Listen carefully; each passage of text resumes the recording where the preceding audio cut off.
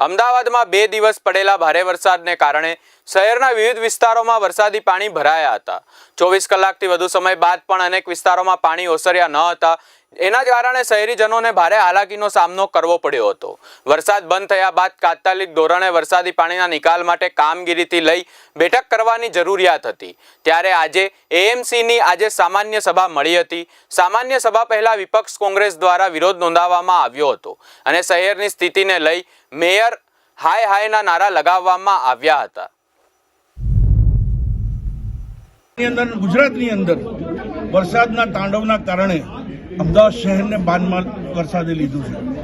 ઘણા વિસ્તાર એવા છે જેમાં ઘરોની અંદર પાણી આજની તારીખમાં પણ ઓસર્યું નથી। ચાલીઓમાં રોડ પર પણ ઓસર્યું નથી।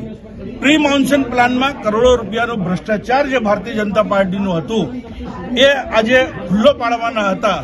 એ આશયથી અમારી જે રજૂઆત અમે લોકો પ્રશ્નો માટે રજૂઆત કરતા હતા તે પ્રશ્નોને ગેરમાર્ગે દોરીને ભારતીય જનતા પાર્ટીના કાઉન્સિલરો ડેકોરેશન ના જળવાય, બહેનો માટેના આવા શબ્દો બોલ્યા। અમે લોકો કીધું કે ભાઈ આ બોર્ડ અમે ચલાવવા માંગીએ છીએ।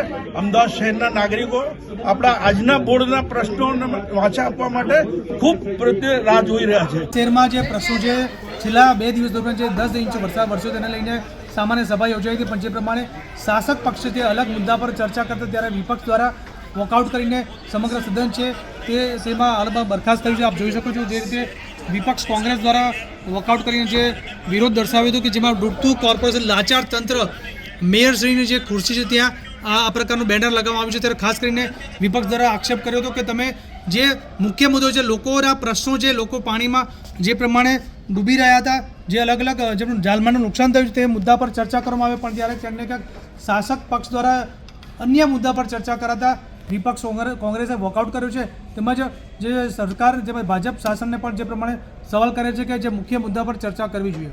Pravin Jadav, VR live news, Ahmedabad.